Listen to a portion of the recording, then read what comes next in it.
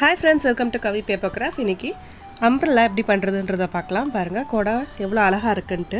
இதுக்கு ஸ்கொயர் ஷேப்பில் ஷீட்டு நான் ஒரு 15 ஷீட்ஸ் தேவைப்படும். நீங்கள் என்ன கலர்ஸ் வேணாலும் எடுத்துக்கலாம், உங்களோட க்ரியேட்டிவ்க்கு ஏற்ற மாதிரி. பாருங்கள், நான் ஃபஸ்ட்டு எப்படி மடிக்கிறேன்றதை பாருங்கள். அந்த ஸ்கொயர் ஷீட்டை எடுத்துகிட்டு ஆஃபாக மடிச்சுட்டு அதை மறுபடியும் ஆஃபாக மடித்து விட்டுறேன். மடித்து விட்டுட்டு மேலே பார்த்தீங்கன்னா ஓப்பன் பிளேஸ் இருக்கும், கீழே க்ளோஸ் இருக்கும். அந்த எட்ஜை எடுத்துகிட்டு நான் காம்பஸில் இந்த மாதிரி கர்வ் போட்டுக்கிறேன். நீங்கள் அதாவது பேங்கிள்ஸ் இருந்தாலும் அதை வச்சு நீங்கள் கர்வ் போட்டுக்கலாம். காம்பஸில் தான் போடணுன்னு இல்லை, பேங்கிள்ஸை வச்சு கர்வ் போட்டுக்கோங்க. அந்த கர்வுக்கு ஏற்ற மாதிரி அழகாக கட் பண்ணி எடுத்துக்கோங்க. கட் பண்ணிவிட்டு இப்போ அடுத்தது என்னென்னா, நம்ம எங்கே நான் க்ளூ போடுறேனோ அதே இடத்துல நீங்கள் க்ளூ போட்டு ஸ்டிக் பண்ணிவிடுங்க.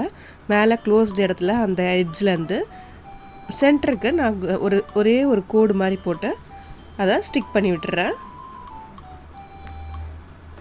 அவ்வளோதான். பாருங்கள், இந்த மாதிரி 2 லேயர் மாதிரி ஃபார்ம் ஆகிடும். இவ்வளோதான். இதை வந்து நம்ம மிச்சம் எல்லா 15 பேப்பர்ஸ்லையுமே பண்ணி விட்டுறலாம். பாருங்கள், இந்த மாதிரி எல்லாத்துலேயுமே நம்ம பண்ணியாச்சு. அடுத்தது நான் எப்படி ஸ்டிக் பண்ணுன்றதை சொல்கிறேன். மேலே பார்த்தீங்கன்னா அந்த க்ளோஸ்டு பிளேஸ், கீழே வந்து 2 லேயர் வந்திருக்க பிளேஸு. அதாவது அந்த மேலே க்ளோஸ்டு பிளேஸை எடுத்துக்கிட்டு அந்த இடத்துல க்ளூ போட்டுக்கோங்க. ஸ்ட்ரெயிட்டாக ஒரு கோடு க்ளூ போட்டுட்டு அடுத்தது சென்டரில் ஒரு கோடு போட்டுக்கோங்க. அவ்வளோதான். அதே மாதிரி அடுத்த ஷீட் எடுத்துகிட்டு பாருங்கள் கரெக்டாக எப்படி ஸ்டிக் பண்ணணுன்ட்டு. அந்த ஓப்பன் பிளேஸில் லேயர் 2 லேயர் இருக்குல்ல, அந்த இடம் இல்லாமல் க்ளோஸ்டு பிளேஸில் அந்த கார்னர் எடுத்து அழகாக ஸ்டிக் பண்ணி விட்டுருங்க. அவ்வளோதான். இந்த மாதிரி நீங்கள் மல்டி கலர்ஸில் எல்லா நம்ம செஞ்சு வச்ச எல்லா பேப்பர்ஸுமே ஸ்டிக் பண்ணி விட்டுறலாம். பாருங்கள், அந்த க்ளோஸ்டு பிளேஸை அந்த மாதிரி ஸ்டிக் பண்ணி விட்டுறணும்.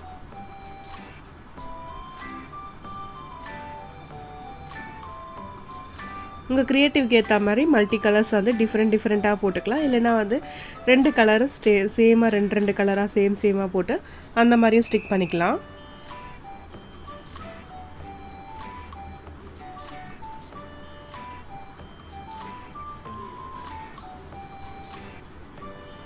இந்த மாதிரி எல்லாத்தையுமே நம்ம ஸ்டிக் பண்ணிகிட்டே இருக்கலாம். ஸ்டிக் பண்ணிட்டிங்கன்னா ஒரு சூப்பரான அம்ப்ரெல்லா மாதிரி மேலே ஃபார்ம் ஆகிடும்.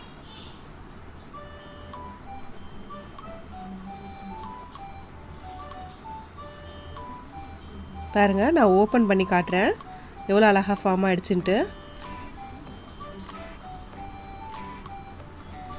பாருங்கள், சூப்பராக அம்ப்ரெல்லா மாதிரி ஃபார்ம் ஆகிடுச்சு.